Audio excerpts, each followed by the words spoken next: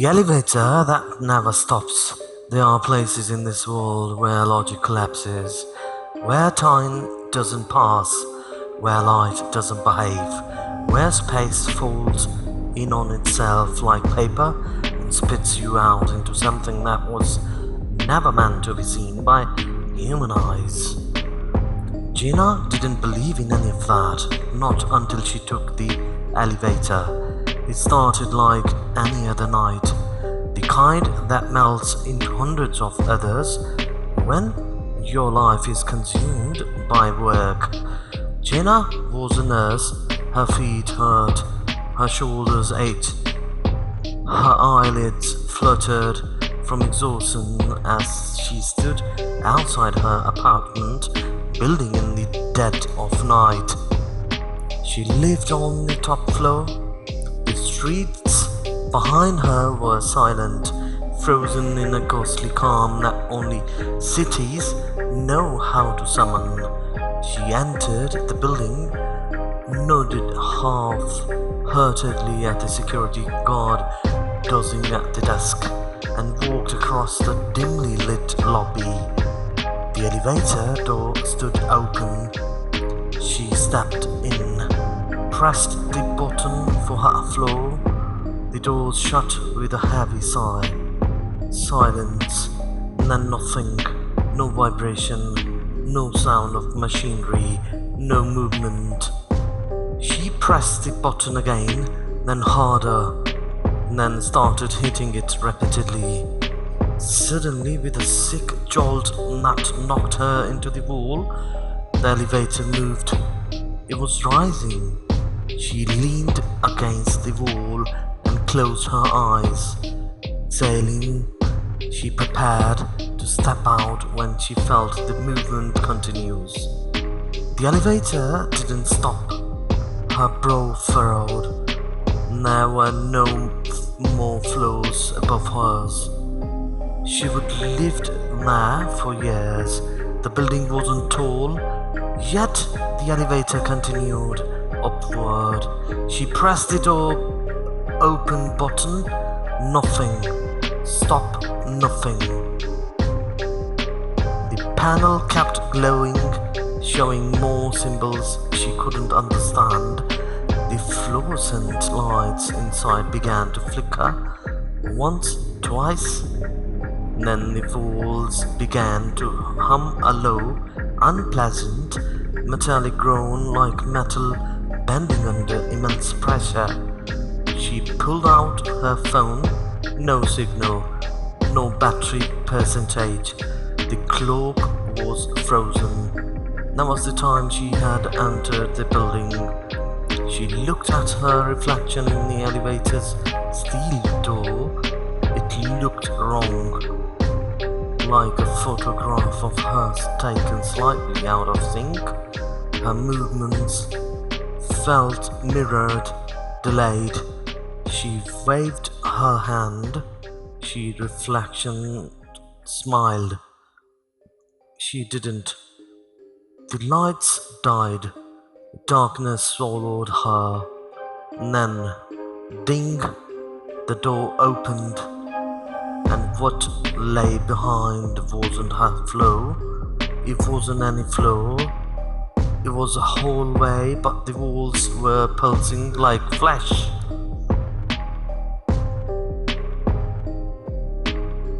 The floor was wet, slicked, stained red and brown. There were no windows, no exit signs, just a long endless passage lined with doors, each one numbered in a language she didn't recognize, symbols carved deeply into the wood. She tried to scream, but her voice caught in her throat. And then she saw it, a figure at the end of the hallway. A child, maybe, standing still, facing away from her. As she started, the child turned slowly, too slowly, head rotating further than any neck should allow. The child had no eyes, just hollow sockets, and yet it was looking directly at her. "Come see," the child whispered. She slammed her hand against the elevator panel. The doors took their time. The child began to walk. The lights above the hallway popped and died one by one as it passed beneath them. The doors began to shut. Just as the child reached the threshold, staring into her soul with that eyeless face slam, the doors closed. The elevator dropped. Free fall. She screamed, clawing at the walls as the air was ripped from her lungs. Then it stopped. The lights flickered back. The panel displayed a single word. Down. The doors opened again. She didn't want to look, she didn't want to see, but she didn't stop herself. And this time it was her apartment floor, or so it seemed. The same wallpaper, the same carpet, but wrong. Too clean, too quiet. The hallway stretched longer than it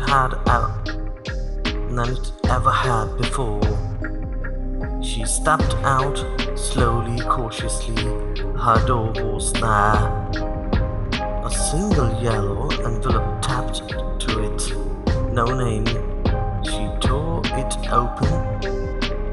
Inside was a photo of her sleeping, taken from above, from her ceiling. She looked up. There was a hole, a camera lens. She opened her door, ran inside, but everything was wrong. The coach was on the ground side. The coach was on the wrong side. The pictures on the wall were different. Still her face, but not her life. Her parents, but younger. Her childhood dog alive. A birthday party she never had. She backed into the hallway. That's when she saw her reflection again, standing in the mirror, but she wasn't facing it. It was looking at her from behind her. She turned, no one there. She turned back. The reflection raised its hand and placed it flat against the glass and began to press through. The glass rippled like water. The reflection stepped out. It looked like her, exactly like her, except the eyes, black, endless. The other Jenna smiled. Jenna screamed and ran back into the elevator, pressed every button. The reflection walked slowly, deliberately toward the closing doors, but just before they shut, it reached in. Its hand caught the frame. The door groaned. Jenna grabbed her purse and with all her strength slammed it against the arm. Once, twice, bone cracked. The reflection didn't scream, it didn't flinch, but it pulled back and the doors shut. The elevator rose, but the screen was blank, just static. She fell to the floor, crying, shaking.